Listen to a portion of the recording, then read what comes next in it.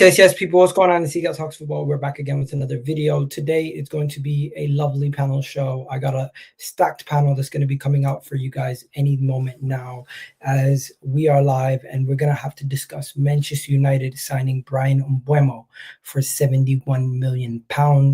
Arsenal look like they're currently in a war with Chelsea to figure out who they're going to be bringing in next. Is it going to be Xabi Simons, or is it going to be none other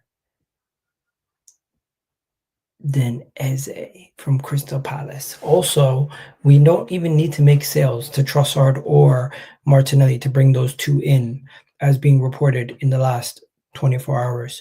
We also found out about Gyökeres, more on the whole situation with Newcastle and what's going on with Alexander Isak to Liverpool.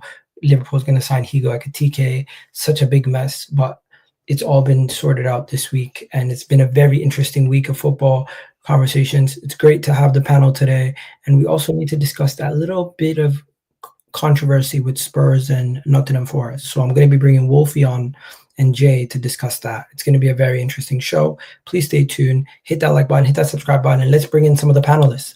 First, we got Wolfie in the house. Shout out Wolfie every single time. Hope you're doing good. Assalamu alaikum, bro. Alaikum assalam. Hope everything's well. We got Ahmed in the building. Ahmed, how you doing? Yeah, I'm good, man. What are you saying, bro? What are you saying? I'm chilling. And we got Rack on the rooftop chilling in the balcony settings with his Liverpool kit. I'm surprised you don't have your championship trophy yet. You seem like one of the guys who gets a replica paperweight. Well, like one of those inflatable ones, yeah? It's like holding up. No, like the actual. Have you not seen the replica ones that some of these guys have, and they have it as like a paperweight in their house? It's like small. We're gonna start off today with Man United, though, as we're waiting for a Sheikh Sheikh's here, Ahmed's here, two Man United fans talking a little bit different about something else. Start off with Mbeumo to Man United, 71 million for Mbeumo to Manchester United. Some people saying the price is too high. Some people saying Manchester United should have just paid that price to start with. Overall, I think it's a good signing. Adds goals to the team. Quite exciting for Manchester United to get a player who scored 20 plus goals last season in the league. And Brentford, you got to kind of feel sorry for them. They're losing their top goal scorers and their captain and their manager. I'm worried about them getting relegated. But we're starting off with Manchester United. How you guys feeling, boys? We got Ahmed and Sheikh in the bottom rows right there. How you guys feeling? Finally, it's done. That's really it. It's finally done, bro. Like 7 weeks in, it felt like at a moment it was. When was it gonna happen? Would it be at like right before the first game of the season, right before preseason ends? Like I honestly had no clue, but it's done. And to be honest, like the tweet that we got yesterday, that we made that improved offer of the 65 plus like 6 million on add-ons and stuff. I figured it was probably going to get done probably around this weekend, but yeah, it's over. And I'm glad. Like I've been saying this. I knew that we were going to get him. It was just going to be a matter of time, and we eventually ended up paying what they wanted. We eventually ended up paying what Brentford wanted. The whole thing about him being overpriced and stuff like that, I mean, with all due respect to Gal, you paid 55 million for a winger at your club currently, and he's outperformed him on a completely different level. Like he had 20 goals and 7 assists last year, and we paid 10 more million, around 10 more million for him. So the price tag and all that type of stuff, this is the market in today's world. Brentford paid almost. Just to be fair, you paid 20 million more. Yes, he's a better player. Yes, he scored 20 goals last season in the league, but he has 1 year remaining. I thought negotiations. He had an option. He had an option. I thought negotiations he had an option. So this is another thing that people have been saying. I thought negotiations would have led to a better situation for you guys. So this is the thing, though. Like everyone's been saying that he only had 1 year left. He had an option, and let's be honest, Brentford were going to trigger that option. Like obviously, of course it was going to happen. So technically, he had 2 years left. And yeah, like I think the whole thing of the 7 weeks of negotiation was us trying to bring that price down with all these different factors that came into play. I've mentioned it all the time. All these wingers going for the certain amount of price made Brentford think, why are we only just going to accept 55 million for this guy? We should be getting more for him. When Elanga is going for around 55, when Kudus is going for around 55, when Madueke is going for around 52 million, it just made sense that I don't think there's in any world that we would try to get him for 55. It was going to obviously be more. So again, it's just a thing where I think United tried. I think maybe they were waiting for a situation where, okay, if we want to, prolong this a little bit more, and Mbeumo could be on this thing where he doesn't want to show up to training. He's going to try to force a move out. Maybe that might let us to like, you know, have the price a little bit down than what it was, the 65 million. But the deal's done. I'm glad he's here. Like I said, it's a good addition to our team. To have our two starting, you know, left the 10s being Cunha and Mbeumo. If you asked me this after the Europa League final, I would have laughed at you. That like there's a chance that Sheikh or Ahmed, like you're gonna have these two players in your club like in like a month or so. And there was no honest possibility for me of even us trying to negotiate for players like this. The only reason, and I think the reason why the players did come through is because they made it a priority that they wanted to join our club. And I'm always for players who do want to, you know, to be here. Like the whole thing of Gyökeres and us trying to go for him, he never wanted to come to United. It was Arsenal in his mind and Arsenal in his mind only. So I don't want a player who doesn't really want to be here. And he has like, you know, his mindset of him not coming here. So Mbeumo deal is done, 65 million. We still have a lot of work to do. I do want to emphasize this. I know some people are getting ahead of themselves. We still have a lot of work to do. We still have a lot of these other positions that we do need to sign as well, like a goalkeeper, a striker, a midfielder is very, very important. We still need to get rid of a lot of players too. So, yes, it took very long, and we're not paying, you know, this lump sum of cash like right away. The deal's in 4 different installments. So the whole thing of Ineos don't have money, it kind of does make sense now because I think they're paying about 17 to 20 million of cash like this year in the first installment.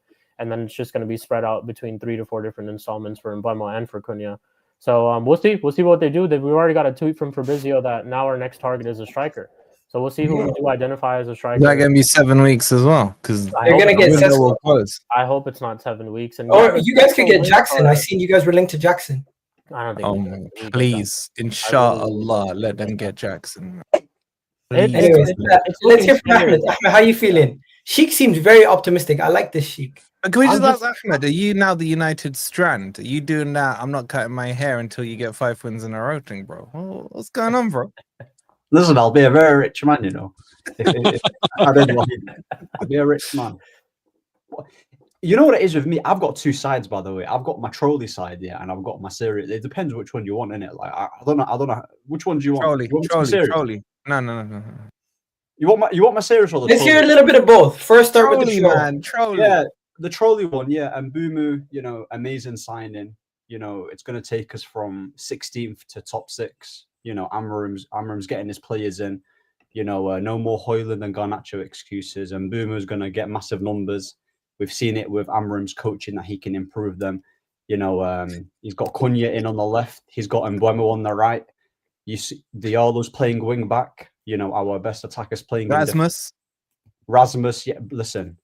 People, or remember, by the way, Ruud van Nistelrooy came in and then they said that he used to be a really good, he was obviously a 6 striker. So there's elements of his game that he can take, you know. So it depends, innit? Like, very optimistic. Amram said a storm is coming. And we've got to ride the storm, innit? Just like he said. Good things he did say as well, to be fair to him, at the end of the day, when we played against Villa, I think he said, good things are happening. So we'll see, man. That's it. We'll see what will happen in it once the transfer window is done. I've seen a lot of people panicking about why is this taking so long. Transfer window ends in September the 1st. Still got a lot of time left. Still got a lot of positions to take in. And since Amram's a really good coach, I don't think the fan base should panic. We're in good hands, and the manager's really good. That's my choice. I don't know if you're being serious. Side. Huh? What's the serious trolley side or the serious side? Just the serious side. You want the serious one? Okay, no, which one was it? That was the troll. That was the troll, yeah. That was the trolley side. I was just double checking, bro. That was the trolley side. Can I ask you a serious question, please? All right. Because I'm dying to know this. Right? What's the serious one? This is serious. Let's do the serious thing. Serious? No, let me ask you a serious question, Ahmed, about your dusty club. Okay, because I got told when they had Woodward in, and who was the other bellend that was in there? I forgot his name. Arnold. Yeah, all them men, right? Who were dealing one deal at a time, who went to the ends of the earth to get Rabia, spoke to his mum, right? They went then and tried to get Frankie de Jong for 3 to 6 months, okay? And then we were told, Ineos come in and they're serious. They're all about the 1%, the 1%, the improvement, the 1%, okay? And now we're still seeing 7 weeks of negotiation, to then pay more. Had you offered them 60 6 weeks ago, they probably accept it because they haven't been stripped out as much. So where is the improvement under this new 1% improvement regime, bro? You've ended up paying... And by the way, he's a baller. He's gonna ball out. He's just a good player until he catches the Man U virus, of course, which is inevitable in that club. But where's the improvement under this new regime that we were all told about? Once you got rid of Woodward and was it Murtock, whatever his name was? Murto, yeah. Don't forget, by the way, Murto Madness. You have to say his full name. Murto Madness and all that stuff. They were the issues, right? And now you got these serious ballers, and you got the Man City guy in, he turned Man City around and ever, and we're still seeing 7 weeks and 1 transfer at a time. What the hell has changed under this regime? Vibes, isn't it?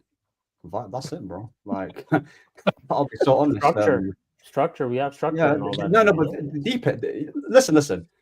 Okay, I'll be serious for a little bit. Yeah, if you compare Glazers and Ineos, Ineos obviously don't own the full club, so they're not going to spend as much as the Glazers. But obviously, Glazers they own a bigger percentage, right? But if you're talking about pure volume and pure just buying players without any structure and just like, you know what, we're getting it. Obviously, you put your hat on with Woodward, even though it's going to be a madness. He'll just make some outrageous signings and he'll never drag out. To be fair, there has been a few dragging about Sancho 2 years, Frankie de Jong. So there's been a few dragging, In terms of Ineos so far, they're nothing special. They're not even great. But I think... Do you guys both agree on that? Do you guys both think Ineos are up on Fraud Watch? What were you saying? Of course. I've been on Fraud Watch for them since listen, they've been on Fraud Watch from when they didn't sack Ten Hag at the right time. But my thing is that this is the only signing. I'm trying to be objective. This is the only signing that's really taken time in it. Like from when we got Mazraoui, De Ligt, Xerxes, like they was all the first window was decent in it. Like it was competent window, good. We didn't really overspend like that. I think our most expensive signing was Ugarte for 60 million. He's not worth the money, but obviously under the new regime, if it's going to be Mbeumo, okay, Premier League proven. I don't think he's world class or he's elite. Just like Wolfie said, he's a good player, and I think he's a 7 out of 10 player. So it's dragged out, but we just have to see other signings in it because this was like a one-time thing. It's not like this is a recurring theme because they have done 2 deals before. I'm pretty sure. Shik, you can correct me. Did we not get Mazraoui and De Ligt like in the space of a week or something? Or like? Oh, by the way, we got Mazraoui and De Ligt together. It wasn't where like we did both those signings together, 2 for 1. Yeah, and Mbeumo was pretty much done after we lost the Europa League, so that was done quite quickly. Obviously, they was doing negotiations beforehand, so it dragged. But you got to understand that like this as well. Brentford were asking for 65, and now they changed their tune. It's like the longer it was going, it took so long, bro. Yeah, listen, they took so long. It's because Brentford were messing about. It was Brentford who were messing about. Like, how long did it take you to get Norgard? Let me stop you guys there for a second. It's not really messing about though, right? Brentford want the best deal they can get from. I understand that, and I completely understand that. They've just seen us spend 62 million on Cunha. Yeah, they want to test us. Yeah, they're coming to us and telling us, by the way, like Mbeumo had a better season than Cunha. He was a better attacker than Cunha. So pay about the same amount. And I completely get that. That's Brentford's most valuable asset currently. Like I'm just going to say this. I thought you guys were going to negotiate for 2 months and maybe get it down by like 5 mil. But if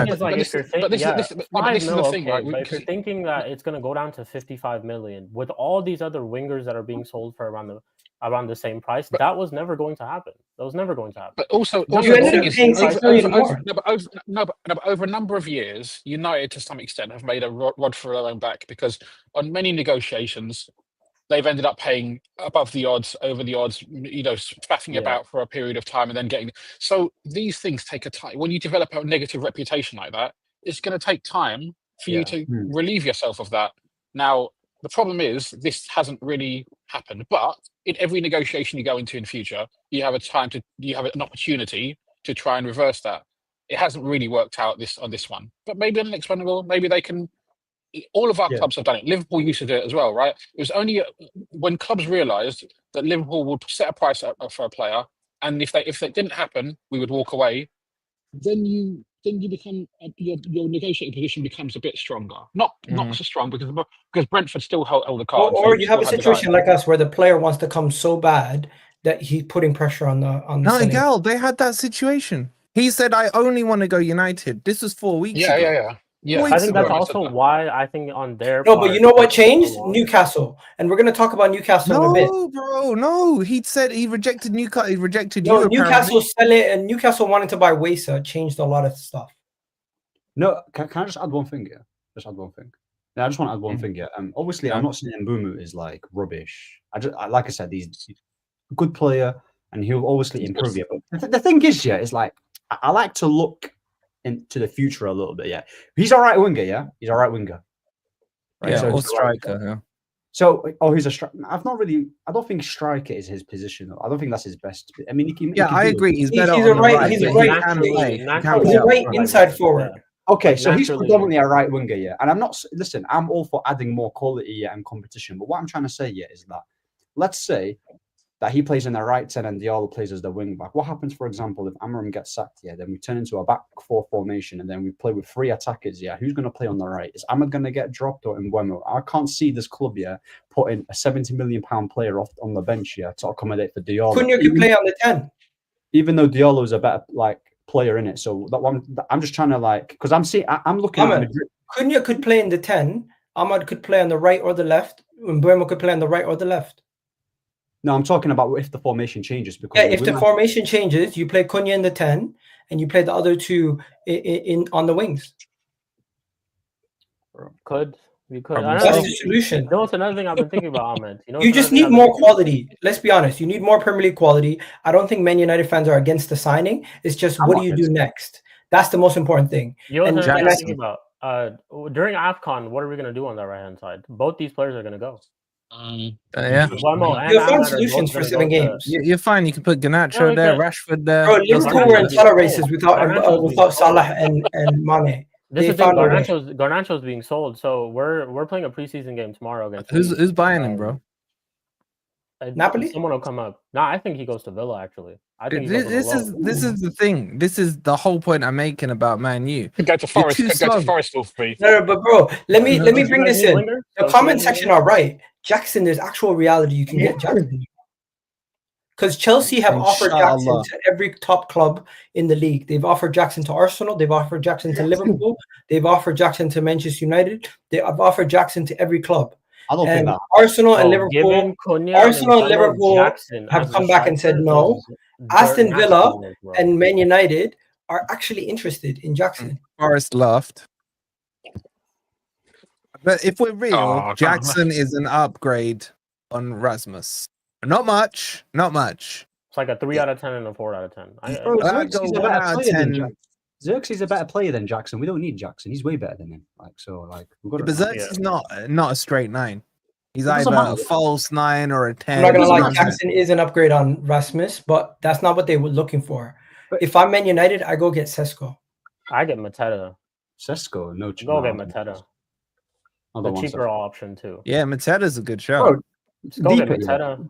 You're putting 2 good players around Mateta too. You're putting 2 good players around the striker. So go get some. We don't need a Sesko. That's the thing is, people are too fixated about. Listen, I watched Liverpool last season win a league here. 1 minute they put Diaz up front, the next minute they altered. They didn't have a fixed striker. Yeah, they had Salah, but he was playing off the right. My thing is that a player like Xerxes, he might not be this elite goal scorer, but what I'll tell you, if he's got Mbeumo making runs and then he gets in behind and Cunha, who's a good ball carrier, who can get goals can be spread around the whole team. Mm-hmm. We don't need to have an out-and-out number 9 that everyone craves. PSG, the best team in the world, doesn't have an out-and-out number 9. Madrid don't even have a number 9, and I mean, to be fair, that's not really a good example because Madrid aren't doing well. But listen, you get the point, innit? You get the point. You can put Mbeumo up front. You can put Mbeumo up front, Xerxes in behind. Cunha up front. So we don't need Cunha could technically play there if you're stretched on numbers and what have you. Exactly. He played in an argument. Yeah, go on. Sorry. There's an argument. There's an argument out there, and I've been watching a few videos and thinking about it. That the traditional number 9 is actually an overvalued position, and maybe you don't. It isn't as imperative to have a traditional number 9, depending on your overall system. And so Ahmed is right. it will work in some systems, and other systems doesn't isn't necessary. And Watkins is awful. I don't want Watkins. He's awful. I don't rate him. Well, you at all. actually on a What about balcony, Dominic is that green Calvert-Lewin screen? on a free? Would you You're rather have that? You're taking the piss. He matched Yeah, you for corners, but what? not my call. Calvert-Lewin. Fuck off, man. Listen, he might bring some swag. Where has his brother been? I ain't heard nothing about him since the past No. season and a half. Yeah, Where but he's is local. Calvert-Lewin? You know what I'm saying? It's an easy move. And plus Jackson, Jackson's not really a striker. He's more of a left winger, isn't it? Like he And plays. Jackson's more of a sub. Bro, If you got desperate and you didn't sell any of your players, who would you rather have? Go and spend money on like another gamble, or just get Mateta in? Get Mateta. No. Mateta, bro. Yeah, All get day. Mateta. Mateta's a good player. Like he's a good player. Mateta's a good player. Yeah. The only thing is, like, if Palace lose Eze, like, do you really want to be Yeah. losing Mateta? He's got a couple of years left on his contract as well. Hasn't he? Or is it 1 year? I'm not sure. He's got 2, I think. Mm. He's either got 1 plus a 1 or a 2. I can't remember which way around. But like for me, you still aren't talking about Man U's main issue. Well, 2 main issues. I think your midfield is too soft and too old. When you play, because you're playing the 3-4-2-1 formation, roughly speaking. Yeah, Which leaves exactly you with that. 2 in the middle. Yeah. At the moment, when you line up what you're doing, if I kind of roughly map it out, you're putting 8-9, whoever that's going to be. Then you're looking at Mbeumo and Cunha in behind, whoever your wing backs will be, Dorgo, whatever his name is, and whoever's on the right. And then you're kind of looking there that Bruno's definitely taking one of those spots. Would I be wrong to make that assumption? 100% he's there. Okay. He's the first one Bruno's on the not, team sheet. for me, Bruno's not disciplined enough to play that position because he ends up wandering around. Therefore, you're leaving a lot of responsibility on whoever that person in the double pivot or the 6 is going to be. If that's Casemiro, I think he's still good, but he hasn't got the legs to cover that whole midfield on his own. If you put in Mainu, he seems to gas out after about half an hour.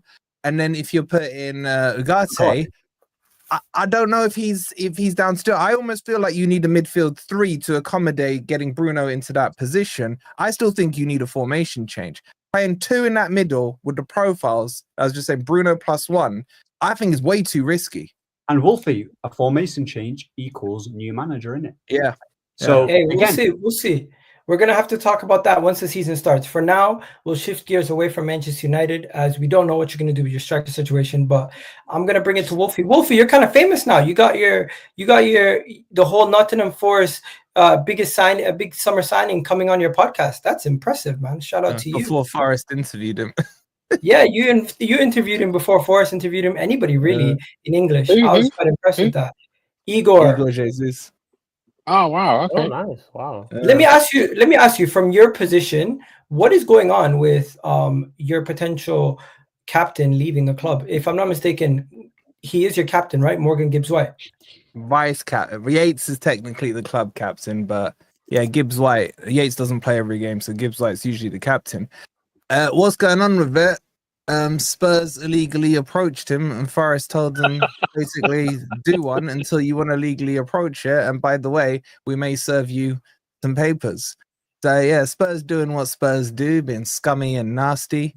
So is he staying 100%? Not 100%. No, he said he would stay, but he also said he would go. Like figure that one out, man. At the moment, Spurs have because of their illegal approach. Forest has said, piss off. And that's where we are. Now, apparently, Gibbs-White is coming out saying that he wants it resolved by Monday because Forest are off to Portugal on Monday. He wants to know, is he staying or is he going? So I think there might be some movement across this over the weekend. There's talks that Levy is thinking about a £65 million bid. Just for the question really is why? Because if they are adamant they've done nothing wrong, why are they looking to add to the 60 million release clause? So I think that in itself is quite fishy. Do I think he goes or stays? I don't really care, bro, is my honest answer. If he goes, we can replace him with better. If he stays, he can be accommodated, rotation or whatever, man. He's not our best player, whatever Spurs fans tell you about him. Not even close. Who's your best player? I'd say Milenkovic, Murillo. I'd say our keeper Sells has been outstanding. They getting ahead. Chris Wood for us last season was phenomenal, 20 goals. Elanga was extremely important as well. And then I put Gibbs-White at about 5th. So that's what I would say. Obviously, a lot of Spurs fans will say differently because they just watch highlight reels. And I think you boys can relate. When people talk about Bruno Fernandes, they haven't watched the Man U game, but on the match of the day highlights, his goal will show up. Yeah, he looks like he's cooking. His assist will show up. And they're like, what a baller. It's the same thing with Gibbs-White. I'd say Bruno's actually better than Gibbs-White. Same thing with Gibbs-White. If you watch the 5 minutes of brilliance, and it is brilliance, you're not seeing the 85 minutes of frustration where he's trying to ping a 35-yard crossfield pass in, with the outside of his boot, Travella style, thinking he's playing FIFA, and where he's shooting and sending it into the stands, man. So I'm not bothered if he goes. And by the way, the Spurs fans that think this is copium, go check out my videos from 3 months ago. I said City, I'll drive them up for you. So yeah, so I don't know what happens. Jay's gonna come on here and tell me why he's the next freaking Zidane, and he's gonna be chatting shit. Bro. Morgan Gibbs-White is probably your best player of the last 20 years. Probably. In the last 20 years. Idea what the hell you're talking about right now. Literally. Jay, how many full 90 minutes? The best player you've seen in 20 years, because 15 of them were spent in the damn championship. So what are we doing here? What are we actually doing here? I have no idea what you're talking about. You're doing that thing that small clubs do when they know they've got a player too big for them. Yeah? Southampton did it with Van Dijk. Palace did it with Elise. And you're doing it with Morgan Gibbs-White. I hear you talking from experience of Kane. I get that, bro. Just appreciate what he's done for you and stop being the bitter ex when he wants to move on to bigger and better things. This is the best Forest are going to be for the next 5 years, 10 years, whatever. This is the best. And he don't want no part of it. He saw you guys finish in a Europa Conference League Europa space. And he says, nah. What the hell? Fucking hell, someone finally shut him up, thank God. Yeah, you still there? Stop it, bro. Stop it. Please stop it. Have some respect for yourself and your club. Has he stopped? Yeah, you went on mute. Stop it. So again, there you go. There's someone who watches Match of the Day and doesn't watch football. Exhibit A for you right there. He is not the best player we've had in the last 10, 15, 20 years, whatever arbitrary number Jay wants to put on him. And again, find me where I was saying don't sell him when Man City were in for him. Find me where I wasn't frustrated with him during the season. I would say he had a handful of outstanding 0 to 90 games last season. I'd say the Brighton game where we beat them 7-0 was him on absolute form. He was phenomenal there. And again, the Spurs fans don't listen. I'm not saying he's a scrub, right? I'm saying he ain't the Zidane they're trying to build him up to be. In fact, I go a step further and say he would actually ball out more if they drop him from a 10 to an 8, because he can't shoot. His shooting is woeful. So, Wolfie, the thing is that, like, you need to understand the players that you're going to have now moving forward this season are going to be a drop down in level from Gibbs-White and Elanga. Yeah, that's what you're getting this season. So however you want to dress up this player's performance, he was one of the best players in your team in the best season you've ever had in the Premier League. Yeah? Well, that's a lie for a start.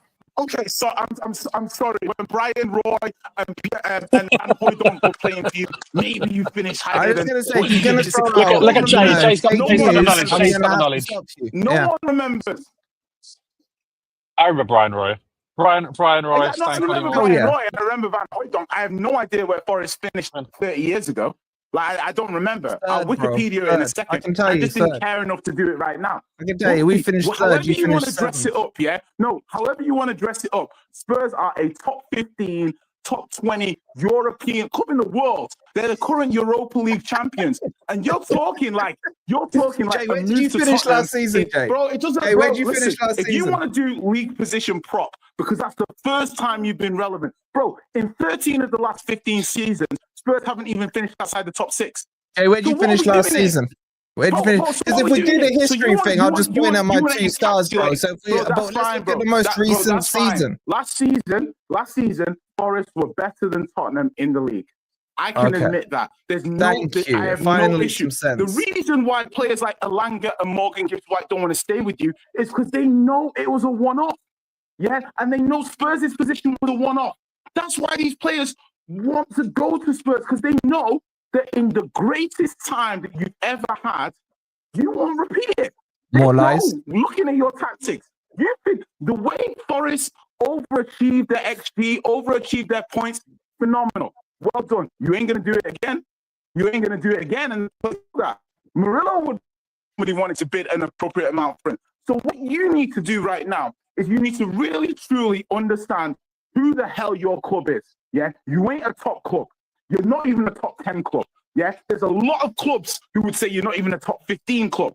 So the audacity there's a lot for of you clubs to that would say you're just a top 17 club, bro. When a Champions League club comes calling for your players, they are leaving. When Newcastle called you for Elanga, he left. When Tottenham called you for Morgan Gibbs-White, he wants to leave. Have you got him? Have you got him, Jay? And your space in a pecking order. You are food Jay, for the bigger breathe, clubs. breathe. That is what Jay, you are. breathe. You are food, and we are hungry. Breathe, breathe. Right, Jay. Let's be real. You're 17th in the league. Unless you're going to tell me 100% of the fault was on Postecoglou last season, are you going to tell me that? Don't get excited, bro. When you sack Nuno this season, you're gonna appoint Ange. So don't get excited. So stop deflecting. Excited, bro. You're gonna be Was finishing right now. 17th 100% Postecoglou's fault? Bro, listen, but Jay, it's a simple question, bro. Does it matter? What do you want to do? Season rebound from last season again? We've got a new manager since then. We've signed players since then. It is what it is. We've done. Bro, done. You signed 4 players. You signed 4 players, correct? Right. Maybe. What do you mean maybe? It's either yes or no. Maybe. I'm off the top of my head. Kudos, Tel, Sakai, somebody else that I can't remember right now. Maybe the defender, innit? Danso. Danso. Okay, sure. We signed 4 players. So you signed 4 players. 2 of them were with you last season. One of them, the Spurs fans haven't even heard about. And another one, I think he's a good player, but looking at it objectively, and kudos, he had a stinker of a season last season. So what's the point in trying to, bro? Well, if you let me finish, bro, I'll get to my point. So a lot is being, either you're telling me that it's 100% on Postecoglou that you finished 17th last year, or you have to accept that there is a responsibility on those players that maybe that squad wasn't good enough to be a top 6, top 7 team. Is that a far stretch? Yes, Postecoglou holds a lot of the smoke for last season, but is it a far stretch to say that that Spurs team of last year was not probably a top 7 squad the way they played out? Would you disagree or agree with that? Hello?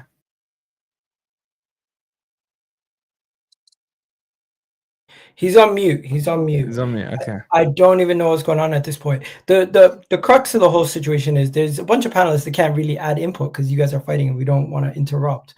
But on a real, majority of us believe that Morgan Gibbs-White's most likely going to leave Nottingham Forest and end up at Spurs. This whole situation is a technicality that got into an argument between the 2 clubs. And it's not a technicality, bro. It's an illegality.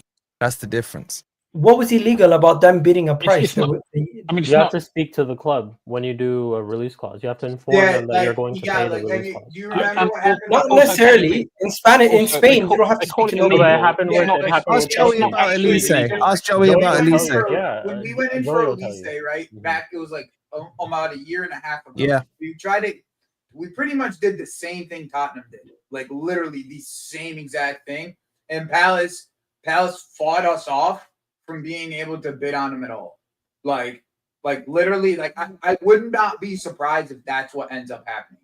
Unless like the owner is just like willing to take a bid and like he's willing to rebuild. Exactly. Like I just Now, you know, the Sky Sports beef with the owner, they're making him out to be the bad guy in the situation. It has Well, I nothing to do with- mean, bro, anybody who's from one of those types of countries that's not from England is gonna get that type of beef. It's just the plain and simple nature. Thanks, of it. Joey. Did they do that to It's Parish just the last plain- year with it's Elise? the No, simple but the nature thing of is, it, bro, like- but this illegal approach thing, it does happen. We all know it happens all the time. No, it right? doesn't, It's bro. not- it- Well, how- sure, how- but how many you times? but- How many times do you hear clubs say, "Oh, they've agreed personal But terms," but it hasn't been club to club hasn't been agreed? The problem with that is That's not like, the a lot illegal of the approach. times the clubs are more Literally willing to everything let Real go. Madrid The did. issue with this Forest one isn't letting is go of the player. but the question with this one is whether the release clause was disclosable or not, right? Was it a confidential release clause or was it something that could be shared? The thing is, Well, it's very it's difficult. That's what I It's don't very know difficult to either. prove It's this. non-disclosed, otherwise they wouldn't It's- have been able to even No, bring this. Do you know Yeah. why it's easy Well, to no, prove, because, no, Rax? it's not. Nothing's obvious about it unless you read the No, contract. Rax. Do you know why it's easy to prove? So the release clause wasn't 60,000,000. The release clause was like 60,132 pounds and 37 pence with a payment structure. I'm making that number up, but it wasn't No, a clean I know, one. I know, Yeah? I get it, I get it, I get the principle. Now, I get the principle. point here is, and there was a payment structure attached to it, like 30 mil up front, 20 in the second, whatever, right? The idiot that is Daniel Levy, to the penny, paid what the release clause was with the payment structure attached, right? I mean, that's not. That's what you're supposed to do when it's a release clause. It's nothing Bro, that listen, Daniel bro, Levy did Exactly, wrong. exactly. It's in the end. In the end, the Forest owner has the ability, because you're right in these situations. You're right. These type of things happen all the fucking time. They happen all the time. But in this case, the owner did not want MGW to leave. That's Okay, it, bro. like he had the ability. He had the ability because within the contract they had that in the structure that he was like, nah, this ain't happening. And, Disagree. Yeah, but and he's it's- within it's- his right. He's No, listen, within it's the his same- right. If the wording is not watertight, that's when it becomes tricky. Same thing with Suarez and Liverpool and Arsenal, right? The wording wasn't watertight, and therefore we decided, John Henry and FSG decided to dig their heels in, and we were like, we're not accepting this as a release clause. No, Rax, it's not the same. It's what Joey's saying about Elise. It's about what the Elise thing is. Yeah. Hold on. There's a lot of speculation here. I want to be clear about a few things, yeah? Go on, Forest Jay. ain't done nothing. Yeah, they ain't reported us to anyone. They ain't done nothing. They're just stalling the deal. Forest are litigious. Yeah, they like going to court. That's what Forest like to do. This year alone, this year alone, Forest have 4 or 5 times. They've complained. They've taken people to court. They've commissioned their lawyers. When have Forest gone to court, bro? Please Bro, enlighten what do you me. mean, bro? Like, look, I'm saying you're litigious. You like to threaten people with the law. You're litigious. Yeah, that's what you do as a football You're talking about the club. Palace. Yeah, bro, I know Europa you've League got and all some that. QC guy, some barrister who's high up in your football club. You love it. You love it as a football club. That's what small clubs do.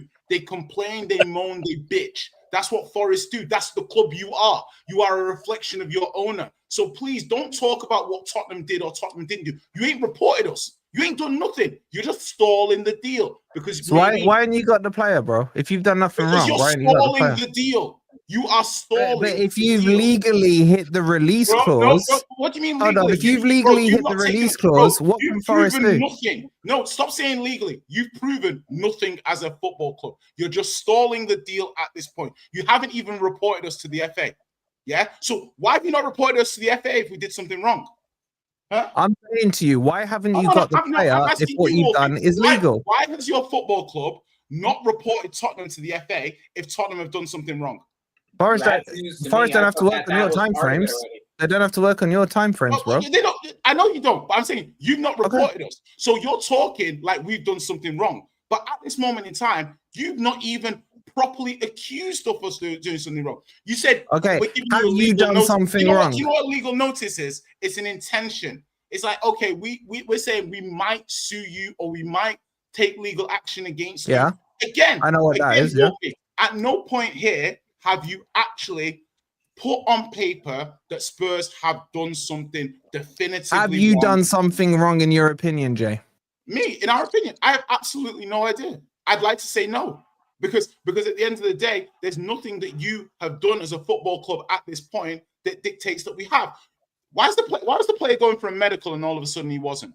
So clearly we had some sort of for a medical. There was a medical booked, with Tottenham. So clearly we spoke to you. Clearly there was some sort of negotiation back and forth. No. That's actually not Forest and Spurs have not spoken. CJ, what are you talking about? We spoke to Forest. You don't actually have to speak to Spurs. Forest gave us permission. You don't get what the release clause does, bro. Bro, listen. Forest gave us permission to book a medical and then rescinded permission. Oh, where you get? What do you mean? Wait, go look. Go look at anything. I'm reading online that the way it works, though, Jay. Like, first to speak with I have friends in this been a business. breach in confidentiality. I have friends in this sporting world. Bro, that has nothing to. What has that got to do with this specific point? Let me permission to do a medical and then took it back. Let me explain it to you just for a second. When it comes to a release clause, okay? When it comes to a release clause, you don't have to speak to the other team. You trigger it. You send them up. You send the payment. You send the invoice to the fucking other team. They accept the invoice, and then they accept what your fucking whatever date you have for the medical. It has nothing to do with communication. There could be zero communication, and you can get that deal done. Zero, zilch, no phone calls, nothing. Just write it up, and it's done. And with a release clause, it's totally different. That's why this whole thing it gets shady. That's where the whole thing gets shady. It's the release clause. Did you know about this release clause without speaking to Forest? And if you did, then you did this wrong. It's that simple. It really is that simple. No. You can say no all you want, bro. But exactly. You want to know what I'm talking about. Because you're talking about something where it's not Tottenham. Who released the information? Tottenham are not under NDA. Okay, but you're taking it wrong. I said if you did this, why it's not then Tottenham? We're not under NDA. Who's under NDA? Not Tottenham. Bro, he didn't say you were. The way that the release clause has to be disclosed. Right. Listen, Joey, what you're doing right now is you're speculating a lot on the facts. The facts. Let's talk about the facts of the matter. What we know. No, Joey. Let's talk about what we know definitively. Let's talk about what we know definitively. Morgan Gibbs-White has a £60 million release clause. How that's paid, I don't know. The installments, all that stuff, I don't know. But I know the figure. It exists. I know that Tottenham wanted to trigger that. I know Tottenham were in talks with Nottingham Forest, and Tottenham had a medical. No. And Tottenham had a medical booked for Morgan. How do you know Spurs were in talks with Forest, Jay? Because it was reported. Ornstein reported it. Romano reported it. Mike McGrath reported it. They all reported we were in talks with you and that it was progressing. That's what they all said. They reported that you were triggering a 60 million release clause. Go back and look. Everyone says we were in talks with Forest. Then a medical was booked. It was reported by everyone that we had a medical booked. And then at that point, Forest rescinded permission.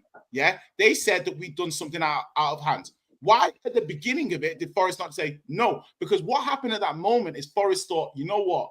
We can stall this. Maybe we can talk to the player. Maybe we can do this. Maybe we could do that. At the moment, you're then saying Spurs found out illegally. How do you know we just didn't say we value this player at 60 million? Who said that? He's found out illegally. I'm saying the burden of proof is on Nottingham Forest. All right, let me ask you guys a quick question because this is going in circles. What do you think the final solution will be? Joey, Sheik, what do you guys think? He signed for Spurs. Tottenham eventually, I think. Yeah, I think he'll sign eventually. I think eventually, I think Marinakis is just playing this to get some more money. He wants to go. That's another thing. It'd be a completely different situation if he didn't want to go. He wants to go. Yeah, so I think he wants money. I just think he wants more money, and I don't. I honestly believe both. I honestly believe both Wolfie and Jay could be talking about this for a good 2 hours. You should invite him on your show. I think it's funny because Wolfie a few weeks ago was saying to me, who have Spurs signed? And I was like, your captain. We'll see. Have you? I haven't seen the shirt lifted, we'll see, man. We'll see. You stick to buying random players. Since we last spoke. On signing random players from Brazil. Jay. On signing when we last spoke, you just signed Kudos. Who have you signed since then, bro? Bro, Kudos is bigger than your whole FC. He genuinely is bigger than your whole FC. Like Kudos alone is Yeah. bigger than your whole FC. So again, Like, deflecting you from the never sign question, Kudos. All right, let's Like, who whether have you rate the player or Kudos not, is bigger than Nottingham since Forest. never sign Kudos? Kudos. Kudos would look at your football club like Tim Weah and say, Again, I I love playing the for deflection. I love the deflection because you came out here saying, "Yeah, when we say we're signing your captain." We spoke when you signed Kudos last time. Who have you signed since then? Bro, Who's we lifted the nearly shirt? signed your captain if you were installing the deal. What are you doing? Who So have you haven't signed since anyone. then? So the answer is you Oh, haven't stop signed it. anyone. Yeah. Wolfie, stop Okay, it. guys. Wolfie, stop Guys, it. we gotta move on. I've seen There's you guys two get topics. There's two rejected more topics we more have than to a guy in discuss. a bar at 3 a.m. that's Guys, closing. there's two more topics we have to discuss, and we're not even going to talk about Gyökeres because that deal's going to get done on the weekend. It's not getting done today. We got to talk about the Newcastle Liverpool situation, and unfortunately, I couldn't get any Newcastle fan on, but I'll tell you this: they got what they wanted. They don't want Isak to leave, and Liverpool, they got what they wanted. They wanted a striker in this window. Both teams got what they wanted. It's just Liverpool. Liverpool slightly have to pay a little bit more now for Hugo Ekitike. What, a little bit more than what? And Newcastle, One minute. A little bit more than what? in the 75 million that Newcastle bid. So we have to pay. Okay, but there's no guarantee that even if we'd bid the 75 million, we're going to get him, right? No, there isn't. But one thing there is that you're gonna that the price was originally 70. The price was originally 70 mil. They bid 75, and now you're gonna have to pay more than that. The price was originally 70 mil, and they bid 75. That makes no sense. The original price that was being reported for Hugo Ekitike earlier in the window was around 70 million. The original price that was being reported was 90 to 100 million euros. 100. That's what I heard too. 100. It all depends who you believe, right? It all depends which article you read on what day and all that kind of stuff. Yes, we will probably pay more than what Newcastle bid, but Newcastle's bid was also rejected. So, all right. So what are you saying though? Are you saying, because I'm seeing people saying this is a Liverpool masterclass because they tried to bully Newcastle into selling Isak. It depends on your perspective, right? But Newcastle, you're right. Newcastle get to keep Isak. That must have been their number one priority. But I assume that they wanted to buy Ekitike to future-proof themselves to some degree, because there's no guarantee how long Isak is going to be there. Maybe next season they have to sell. If you've got a replacement already in house, that makes things a little bit easier. So I know, but the number one thing, the number one thing for them was Isak for sure. I think we tried to get Isak. When that wasn't going to happen, then we move on. That's what Liverpool always done. Yeah. Wait, Rex, isn't Isak linked to Saudi now? Well, I don't know. No, that's not going to happen. I don't know. How I saw something. Is that about he's given a green light to talk to Saudi or some shit? Is that true or not? I don't know. I doubt that. The whole reason why they could do the most nastiest thing. PIF just buy Isak for and loan him back. Loan him back, bro. It can't happen. It can't. If they tried that, what do you mean it can't happen? Of course it can happen. It can't happen. You think that's not a related party transaction? No. As long as it's not in the same league, it doesn't matter. Advocating for dodgy dealing. Hey, you're fucking right. I love a dodgy deal. You proper want Gibbs right, bro. Don't think I've forgotten about how you tried to sell your third choice goalkeeper for £25 million. You dodgy guys. Don't think I forgot about that. Jay. All right, guys. The report is from Damasio. I know it's never gonna happen. I'm just saying. That guy, you might as well take a dart and throw it. Yeah, take a dart and throw it. You say that, but Fabrizio Romano used to work for Damasio, right? Damasio is a well-respected Italian journalist. Yeah, say what you want, but he's gotten more wrong than right. No, he's not saying right, but that's Damasio has lost a little bit of his credibility. Boys, can I just ask, in terms of this negotiation, and I'll ask Wolfie too, because he knows about some sly deals here. Like, are we saying that the Newcastle pump faked Liverpool? Are we saying Newcastle didn't pump fake? Like, what are people thinking about? This is what happened, Jay. They went up to somebody, they said, give us this or give us that. And they're like, okay, we don't care. We'll keep this and get another one. Well, obviously, Newcastle, like, you keep Isak, like, as in, keeping Isak is obviously the much better deal. Yeah, but Liverpool, the way it was being interpreted to me as somebody just looking online, was, oh my God, Liverpool made the biggest power play. They told Newcastle, take I see it as the opposite. take 120, or we're taking your signing. And to me, I'm looking at it as, if they were to have gotten Isak, then yes, the power play would have worked and it would have been an amazing move from them. Yeah, But I say Liverpool got the slapped. fact that Newcastle ended up keeping Isak and they've now shifted gears to Wesa, Newcastle come out the winners. Even though If they let them get Ekitike, yeah. That's the problem with this. Ultimately, with any transfer, we're only going to know if this has worked for any of these parties is 6 months down the line, 12 months down, whatever the case may be. Right now, okay, you can say, oh, it's brilliant, they've shifted to Wissa. But Wissa, Brentford are going to sell Wissa and Mbeumo? Probably not. Probably. Right? Especially after they're getting relegated anyway. They already got rid of their manager and their captain.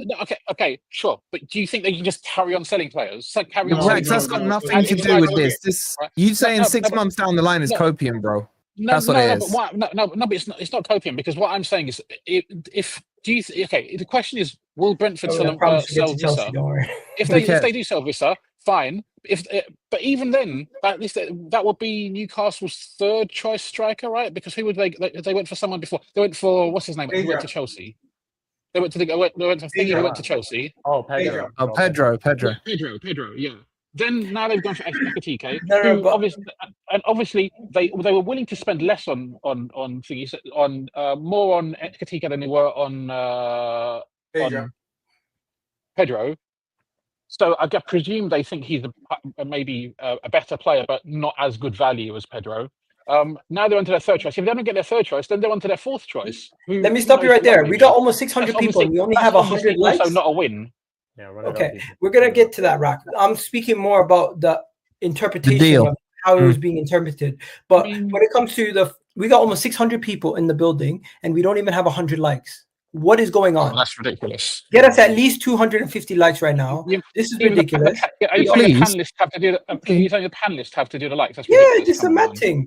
And shout out. I'm gonna have to like this now. Yeah, shout out to all. I hope all the top people in the fan XP have been hitting the like button, because I see you guys. I see Arsenal Muse. I see Liver Wrestler. I see Abdurrahman in the building.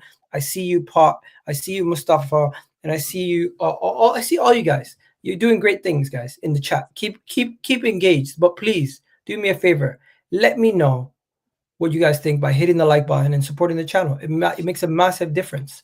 As for everybody in the chat, I really do appreciate all the love and support. We got to continue on this topic for a second, hear what everyone has to say. But I do think Ekitike, what do you guys think about Ekitike, though? Forget about the fact that Newcastle and Liverpool made a move for Newcastle's top man. They didn't get him. The way it was interpreted to me initially was, Rack, that it was a masterclass from Liverpool. Either they get one of the players that they want, or they get the player that they really want. I don't care about these narratives, man, because ultimately we'll find out when football starts. Like, it would be ridiculous for me to claim this as a win, and then Ekitike turns out to be shit, right? That would be utterly ridiculous. So ultimately, it depends what's happening. People can claim this as a victory. I think Ekitike is a good player.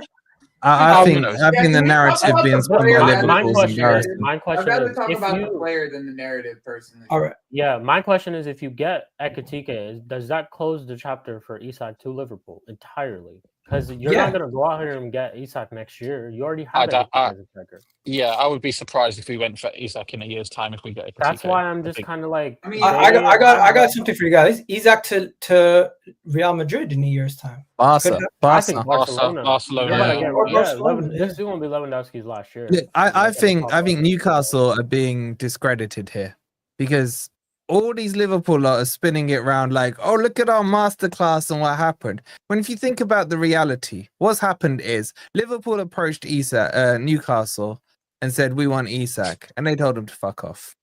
That's what's happened. Let's be real here, right? Liverpool did not put enough money up or talk about enough money with Newcastle. They got told to do one. So why are all the Liverpool fans spinning this as if they've threatened Newcastle to get Ekitike? For me, if Newcastle, I would rather not talk about a narrative. Like to be honest, like I get it. Like Liverpool got in the supercar and ran it into a wall and within 3 seconds. Like I get it, bro. Like Like they thought they were getting something in 48 hours. It was gone. Okay, that's fine. There's still No surprise. a striker that they need though, and to me, like disrespecting what Hugo Ekitike is capable of, and like the style of striker and what that's more upsetting to me with the way that Liverpool fans are acting. Like that they're acting like, oh, we didn't get Isak. Oh, it's Hugo. It's no, this kid's freaking good, bro. I think actually Liverpool fan base. I watched a lot of them this year. One sec, because I just want I watched a lot of them this year, bro. And like I watched a lot of Bundesliga. That's my second league. Like, I watched Bundesliga more than any other league. I haven't seen a single Liverpool fan say that they're disappointed with Ekitike. You know, if we're not going to get Isak, I think it seems like we're all pretty happy with. But no one's saying that you're saying that. What I'm saying is that Newcastle told you he's not for sale. That's what he said.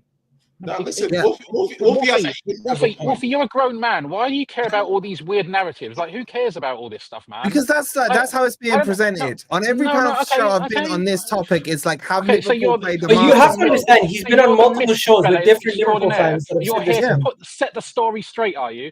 Like, I'm not saying the story straight, and I ain't even saying this is the story. What I'm saying is no one's sticking up for Newcastle in this. We've clearly told you you're not having him. It doesn't really matter. To be fair to Wolfie, that was the discussion a couple of days ago. This is like a secondary situation that people get some weird entertainment or you want fetish out another of it. team that won? Frankfurt won because they got the number they wanted. That's the team that won in this negotiation. Frankfurt, because they got the number they wanted. Okay, let me finally ask the Ekitike question. Okay, can I Is he going to be a good signing for Liverpool? What do you guys think? Let me just make a quick point on the Isak. Like, the thing with Isak, when you look at it, like, obviously, like, Liverpool's window for Isak, it kind of closes with them signing Ekitike. Do you know what I mean? That's what I'm saying. Yeah. That's Yeah. what I'm saying. Yeah. So to me, it's we don't. like to me, I see Liverpool kind of not exactly how Wolfie said it, but they want Isak, but they would be willing to take Ekitike. They didn't. It wasn't as sophisticated and as a power play as they said, because if it was, they'd go 130, 140. The player potentially doesn't want to force it, and that always makes it more difficult. You know, to a hint like Gibbs-White, you know, like when the player's being amicable about potentially wanting to leave, it does limit the bargaining position of the other team. Now, Isak Ekitike, there is a big difference in terms of quality at this point, in terms of decisiveness of action, in terms of how the players. There's also a 5-year gap, though, Jay. You know, but that's the point. As in, like, you Isak is that guy. He is the guy. Like, he's the and another 20-goal season, because he's got 2 in a row now. You know, you might start seeing Barca. Yeah, but Jay, here's the thing, right? Like, what does it do for Liverpool, right? The one thing what does it really do for Liverpool, right? Like, as much as we think Liverpool wipes the floor with the entire league with Isak, they were the pressure. But that's irrelevant because they just got words and they're the title winners. They're still the favorites. Like I hear what Joey's saying. Yeah. You know, but they also let's say they go get Ekitike. Let's say Darwin Núñez is leaving on the unfortunate situation with Diego Jota. That's absolutely made their whole club, like, galvanize them and everything. They need to focus on trying to find other ways to get their attack going now. Hold on. Is Ekitike better than Núñez? Yes. Yeah, he is. Yeah. I don't know. Ekitike is much better than Núñez. Bro, but let me finish this. With Liverpool's situation this window. Bro, I'm sorry. You have conversations about Bruno being better than almost every player in the league. So I'm not going to have a conversation about better than this and better than that with you, bro. Like, you rate players differently than everybody else. So I'm not going to. No, 1 second. I think Ekitike and Núñez are a similar level of player. Ekitike has not yet gotten to the level where you can say he's a clinical finisher, but he's already a better build-up player, and he's already better technically than Darwin Núñez. Hey, listen, like Núñez, chaos ball. Let's not pretend like Núñez doesn't create a lot of his style of play as well. Hey, all I've got to say is, I think it's a good signing for Liverpool. what we have with Ekitike is he's good at making runs into the box with the ball. His link-up play in the box, like he's got the most number of touches in the penalty box for any player in the Bundesliga.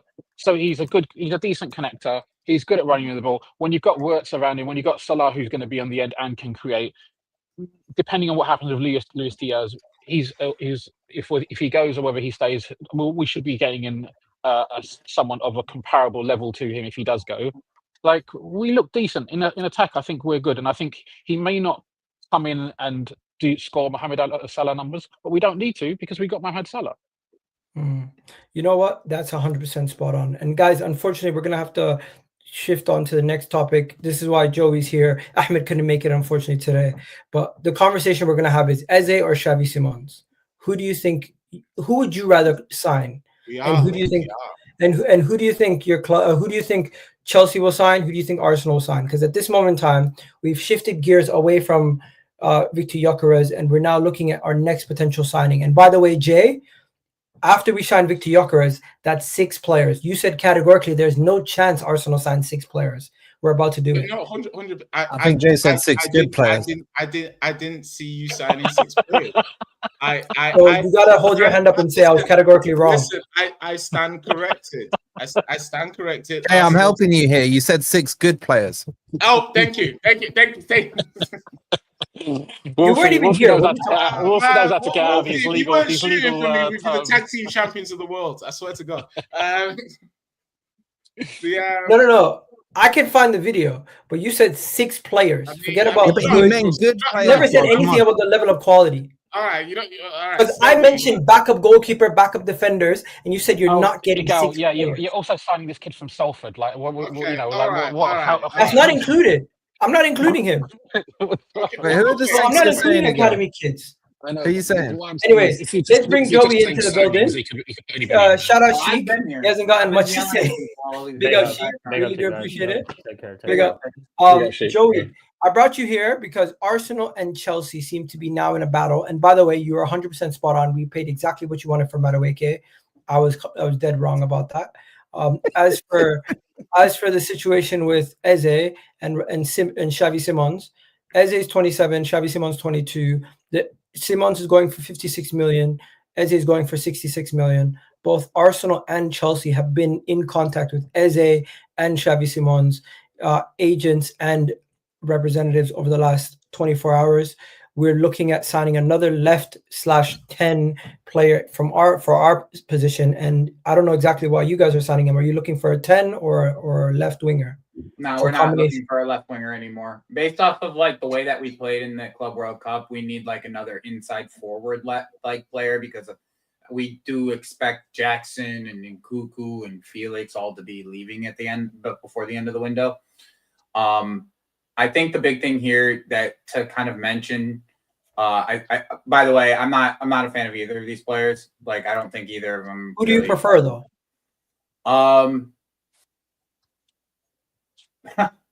To be honest, it's like I don't necessarily see like that much of like a upgrade to our team with either of them. So like me, I would prefer. I can't even say like. I think we're going to get Xavi Simons, okay? Let me explain the reason why I think that's the case. Leipzig's connected to a lot of our players, like people like Amar De Bruyne that people forget about. I'm sure that they wouldn't mind getting Christopher Nkunku back. He's their top goal scorer in that like ever in that team. Like there's the option for me is Morgan Rogers, obviously. Like that's the one I would like for us to go for. I don't know how realistic that is before the end of the window for us to be able to make that happen. But like I just do like I'm not a fan of either of these players. Like I don't think either of these players really move me at all. I'd prefer if we just kept Nkunku because he started to look like his old self before his knee injuries, because he had back-to-back knee injuries and he's coming back now. And he's looked pretty good since he's came back. So, like, I don't necessarily think we need either of these players. I prefer we just keep Nkunku if that's the case. Like, I don't necessarily think Xavi Simons or Eze are that much better than what we have already. Surely you think that, your club is going to get Xavi Simons only because of the age, right? I would think so. I think the thing with Nkunku is his wage, too. He's on like 200K, so like it would be replacing Simons for like on like 120, 140K type of deal, and replacing Nkuku's wages that are at 200K.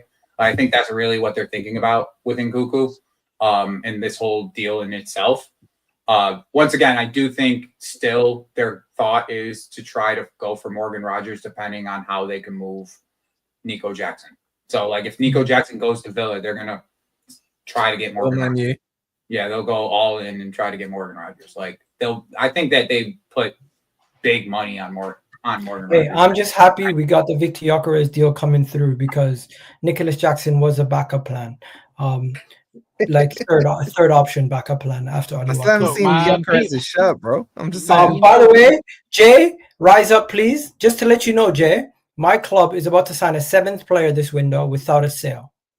We are willing to go and sign Eberechi Eze or Xavi Simons on record before we make any sale. And in the case that we do sell one of Martinelli or Leandro Trossard, we're going to sign an 8th player this window. Miguel, will you ever break your transfer record? You don't think that's connected?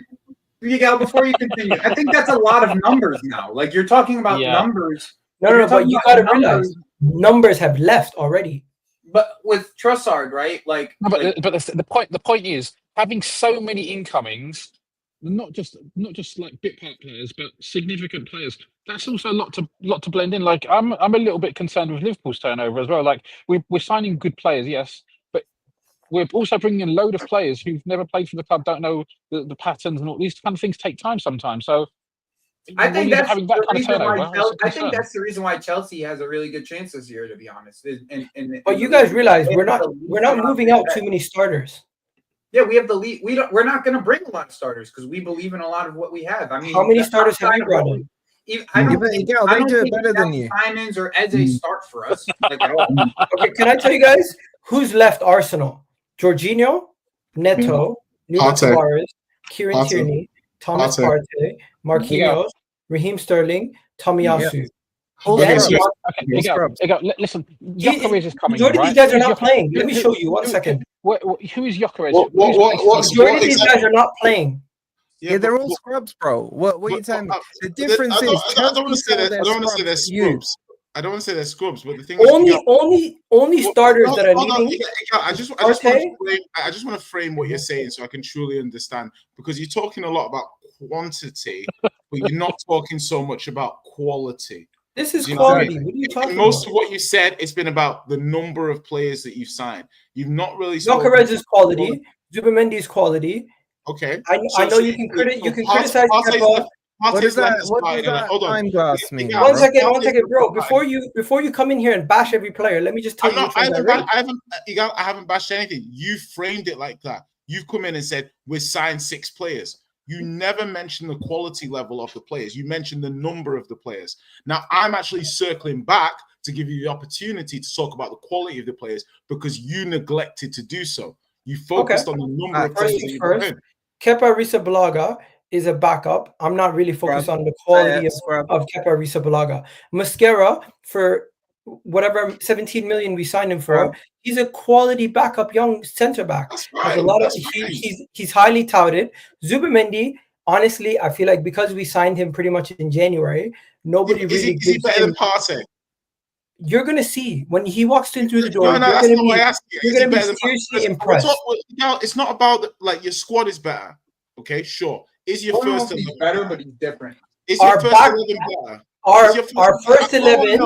Do you think your first 11 is better? Signings at this moment in time? Is your first 11 better, Rigal? Simple question. Zubimendi to Thomas Partey. Simple question. Is your first 11 right now? You haven't signed Gyökeres, so is your first 11 right now better than it was last season? No, it's not. It's pretty much the same because we haven't signed Eze or Gyökeres yet. So it's not better. But when we do sign Eze and Gyökeres, we've clearly now not only improved the first team and the attack, we've also improved. Hold on, Gal, currently you signed 4 players and your first team's not better. Stop it. We've signed 5 players. In fact, Jay, one of those players gets in their first team. Our first team is better based on squad depth. Jay, stop it. You don't have to. 1 second. One of the main reasons why he said, "Is your starting 11 better?" one of the main reasons why people say Man City is so good is because they're able to rotate and they had a lot of players fit. Miguel, that wasn't the question. They said to you, is That your makes a starting big 11 difference. better? Our starting 11 is not better yet.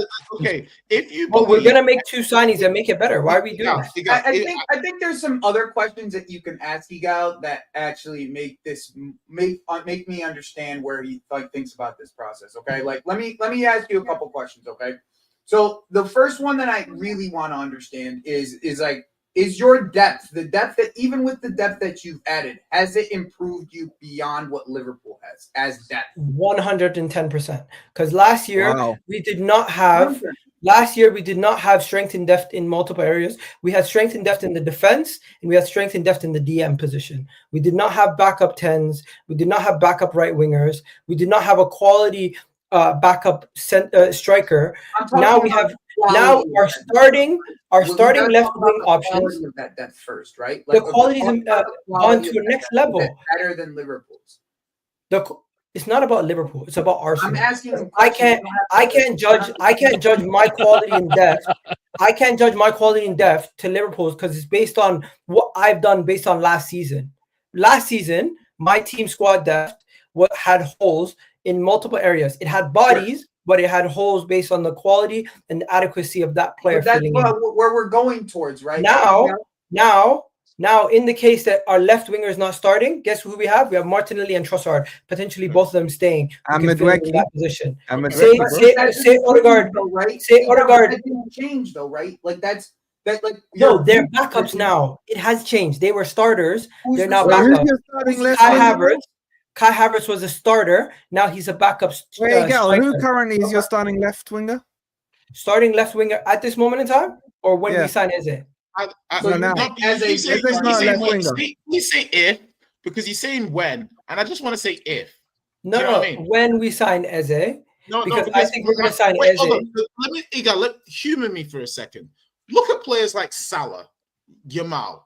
I think Saka's one of the top 5 right wingers in the world. You want to know what his peers are doing? His peers are playing 90% of the games. Yeah, appreciate what you're saying, but top players play a lot of games. Yeah, so you want to talk about Madueke in depth and everything, that's fine. I'm saying to you, Martinelli is still currently the starting left winger, or Madueke. Coming into this summer, I know in your heart of hearts, if I told you your starting left winger would be Madueke or Martinelli, you call me a liar. You'd say, we're signing Rodrigo. We're signing this. We're signing that. That's what you would say to me. So I'm going to say to you now, looking at your team, if you are saying the Arsenal fit are good enough to win the league and you really just need to focus on building the squad, calm. Yeah. But if you're saying coming into this summer, you think that the ceiling of the team needed to be improved beyond just a Gyökeres, you needed something else. You needed a Rodrigo or something. Do not come at the end of the season when you sign suboptimal attackers and then complain about the chances you miss that these suboptimal attackers miss. Do you see where I'm going? If we do not sign either Eze or Rodrigo come the end of the window, come back to me. I was wrong. But I do think we're going to sign. One second. I do think we're going to sign Eze. I do think we're going to sign Rodrigo. Eze and Gyökeres, not Rodrigo. Eze and Gyökeres. And those two are level-raising attackers. Then we sign Zubimendi, level-raising midfielder. Those three signings go into our first 11. Everybody else goes in to fill out the rest of the squad. I have to say something though, right? This is all bearing the fact that you guys change a bit of your system, right? Because of course. Because if you continue the way that we've changed the system every year. If you continue to play the way that you played last year, there is no way you think you're going to get what you think you're going to get out of Gyökeres. Okay, there's no way what you're going to think you're going to get out of Eze at the left wing. You're you're going to continue to beat up these players. Joseph, you're right, but one second. Understand, we do change how we play. We don't play the same way we play when we had Mikel Moreno to when we have Jesus and Havertz. We're not going to play the same way with Gyökeres. That is not what we're going to do. Same thing we always play different based on the personnel that we have. When we had Ethan, Trossard, and Jesus up top, you think we played the same way? No, we didn't. We slightly we transitioned the ball from midfield to attack a lot differently, depending on who we have in the front three, and also A who we lot have in the differently or a midfield. little differently? A No, lot a differently. lot. That's what I was going to say. Because when you have Martinelli, when you have thing. Martinelli in the left wing, and you have players who are not occupying the center, you can play Martinelli in a lot quicker. When you had Havertz up there, you're able to play Havertz in a lot quicker. And a lot of the stuff that you guys are saying, you played them in is my problem, bro. Because like, think about it this way, right? Like, I'm not necessarily trying to really hit you with the like a big argument here. But like a lot of the times, the way that you guys would progress the ball was long to Havertz in a aerial duel. Zubimendi also changes that. Yeah, I agree with that. Exactly. I do agree with that. But the hold up play of Havertz is night and day compared to the hold up play of a Gyökeres. Gyökeres is a guy who runs in behind, who especially down that left side. If you keep playing balls down that side, it's different. If you're knocking up to we didn't sign him for a hold up play like Havertz did, that's a totally different style. I know, but that's the reason we signed him to be a finisher. Not to be like Havertz. The way you play is exactly what we're talking about, right? It has that's a massive difference in the way you play. No, but Joe, we change how we play every season. Gyökeres isn't gonna be that player you can stick the ball to, and then everybody else can be runners. No, but I don't think everything you're saying is right. But what you have to realize is Arteta changes his system every year to suit the players that he has and to play to their strengths. He did that. I do have a way. He did that with Timber and Ben. He did that with Timber and Ben White. He did that with Zinchenko. He's done it with left backs and right backs. Mm-hmm. You don't think he's going to change how he plays slightly? You would hope so. The striker. You would hope so. That's all you can say. That's definitely going to happen. That's definitely going to happen. Everyone does that to get the best out of their players. That's not a slight change. That is a massive change. Mm-hmm. I don't think it's out of the realm of what we've already done. Is a big change. We've gone. He got one of these days. Gone with the diamond midfield with no striker. Do like a tactic board with you, and I'm going to show you why I think it changes everything, bro. It has to change everything. Like seriously, like I don't want to do this to you, like in this. No, but there's a lot of stuff that we already I really believe that he has to change a whole lot, bro. Like a whole lot. Bro. I think sometimes we're trying to act like the wheel is broken. It's not. You're not redoing a whole. This is not. I still want to know what you're doing on the left side, Hugo, because I feel like you think Eze's the left coming in to play on the left side. Eze's not. I don't see that, Hugo, because the thing is Martinelli's there. Madueke is going to get serious minutes. Do you not hear how Arteta spoke about him? Like he is one of the best young wingers. He's his son, man. Yeah. Like bro, like he was talking hype on him. So this guy's coming to play some decent amount of minutes. You know, and Madueke starts left ahead of Eze. Eze's not left, bro. I can like, and the thing as well is Ethan's gonna get minutes and more minutes this season. Odegaard, you've still got Marino, Norga. I'm not sure you'll even sign Eze. Eze would be your ninth attacker. You do unless you sold someone, it would be your ninth attacker. You do. I'm gonna say you're gonna get Gyökeres, and then like a Xavi Simons will depend on whether or not you can get rid of Trossard. Like if you don't get rid of Trossard, Xavi Simons or Eze, they're not coming. That's not true. That's not true. I'm telling you, there's not enough minutes in the team if Trossard doesn't leave. You can't just stockpile players. There's not enough minutes around to go around. Trossard would have to leave for a Xavi Simons. One second. With Saka, Trossard, and what do you call it? With Saka, Trossard, Martinelli, and Madueke, that's four wingers. That's four wingers out of the whole team. Right. Ethan can play in the 10, so can Eze.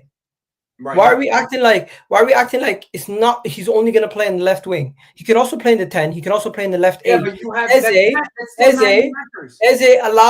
Eze allows so much more tactical flexibility. That's not including Jesus coming back too. By the way, that's Jesus is. There's no guarantee Jesus ever kicks a ball again for Arsenal. He might be sold. How? He's injured. No, when he comes back, we're going to sell him in January. I mean, you can stockpile players. Like I see the comments saying, "Why can't we?" You can't. No, I'm you just looking can. at- Man I'm City looking had at- 8 wingers. I just don't see where if you sign Chelsea have more attacking players than we do. No, we don't, bro. Yeah, you do. 8 right now, bro. What are you talking about? Everybody else. We only have 5. Bro, if you're not including your strikers, right? I'm including our strikers. Chelsea definitely have more attackers than Arsenal at the moment. Because we only right now we have that's right now irrelevant because we actually can sell people. That's irrelevant because we can sell our players. You want to compare us to you? We can sell our players. What are you selling? That's fair. We're not selling players. Let's be real here. You know something? We don't have assets. We don't have assets like you do on low wages. That's our stupidness. We put them all on high wages. It's tough to sell them. Like, look at Tomiyasu, Tierney left for free. Tomiyasu had to get released. Yeah, that's what I'm saying. They left for free. Reece Nelson. I mean, you have what? You sell terribly, man. You sell terribly. Yeah, we're terrible at selling. But guess what? Your record sale at 35 mil. Hopefully, we can get a record for what do you call it? Kivior. But guys, I'm gonna have to wrap it up here before we go. We've gone for an hour and 20 minutes. I'm surprised. Anyways, I can make that happen. I always. Kivior should go for minimum 40. Whoa! Did you hear that? I've got a stat. Did you say 40 million for Kivior? Yeah. Oh Lord. We got offered 35. We turned it down. Lord. Bro, that's what I mean. Who's paying for that? If you got 20, you don't have a team like we do, right? You don't have a team like we do. Who Kivior is on 50K a week. That's easy for anyone in Europe to pay every year and buy from us. Kivior is on 58K a week. That's easy for anyone across Europe to pay You for. just gave a 20% pay rise in the space of 10 seconds. No, because it's 58. I thought I said it was 50, but it's 58. He's on 58K a week. 58K a week is easy for any top team across Europe to pay for. Yeah, but he's not good. The operative word there is top team. Yes. The operative word is top team. Think about it. Let me put it in perspective for you. Name some. You know something? You might not even sell him. You might not even sell him for 35, right? Liverpool just sold Kwanzaa for 35. He was on 5K a week. Yeah, he's a young transfer record, Joey. I'm selling a Polish international. Oh my! I'm selling a Polish international. What? Oh my God! Good luck, my G. Good luck with that. Anyways, guys, we're gonna have to wrap it up here. Big up, Joey. Big up, everyone. This is absolutely. This is going crazy. I gotta wrap up the show. Up for the love. I'm sorry. I don't. I've got one stat. I want to question you on one stat. I want to question you on one stat. Right? I heard this, and you must have heard this, but I haven't heard you talk about it. Viktor Gyökeres last season scored 39 goals. 31 of them came against bottom 11 teams in Portugal. So? Sorry? 31. He doesn't understand English now. After that stat. That's not a real stat. That's not a real stat. Sure. That is a real stat. I mean, speaking of regardless, against bottom 11 Portuguese teams. Did he score them? Regardless, do they weigh teams you score against? In the Champions League, says something, right? In the Champions League, for his national team and in the Europa League, he outperformed Alexander Isak. Okay, his international goals. Check who he scored his international goals against. You'll see. No, but he's also a teammate. He's also a teammate of Alexander Isak's, who he's outscored him. Okay. And also, did those goals count as half goals, or do they count as full goals on the scoreline? They count as 1.5 in Portugal. They actually count as 1.5. Wolfie, I don't want to hear then, bro. Wolfie, don't let nobody speak to you about Igor's goals then, because Igor's league is higher than the Portuguese. Okay, so don't let nobody speak to you about Igor's goals, right? Man. Me and Igor are like this, man. Igor are actually friends. Bro, I'll be honest. You want me to get him on the stream for you now, bro? I'm just playing the game. The game. Okay, you know what? This is silly, but we're gonna have a conversation about this another time because I really have to go. But Joey, I gotta bring you on another time for another show. Yeah, Joey. Jay, peace out. Wolfie, I appreciate it. Guys, there's literally like 3 more topics I wanted to discuss. What about We me? didn't even get to it. What about me? Exactly. I'm not- Rack, you're my guy, bro. Right, I was right, literally so about to just get to you. you chuck that grenade in with that ridiculous stat, and you're not even getting a goodbye. Yeah, Where are you sending us? Where are you sending This is us? why I invite you. You gotta press. You gotta. What do you call it? Challenge people. I like it. Listen, we'll have a whole show to discuss this. Joey, we need to talk about Arsenal and Chelsea. Who's gonna finish above each other closer to the we season. can do that one of these days. And are you one of the Chelsea fans saying that you're gonna win a Premier League before Arsenal? Hey, don't be surprised. I'm telling you, Forest right? probably will, man. Jay, we got Jay and Wolfie. We gotta invite you to say who's gonna finish above who next season. Forest might get relegated. Relegated. I know Wolfie in his heart of hearts is like, Yeah, and that is it for 17 today, for ladies and talking about gentlemen. relegation. I get that, man. Shout out to Aston Villa from the stand. Is that Josh? Shout out That's to Josh. Yeah. Josh hating from the stands, bro. Josh is in the building. Aston Villa is the worst team. They're most likely going to get relegated. Josh is hating in the background, Josh. Aston Villa's in a tough situation. They might get relegated. Bro, you ain't this team or not, bro. Hey, Josh. Back in the end out. Josh. Nico Jackson for you, Josh. We got Nico Jackson, just like I promised you, buddy. Yeah, and Hey, we gotta wrap it up. Just like I promised you, Peace buddy. out. 8 Town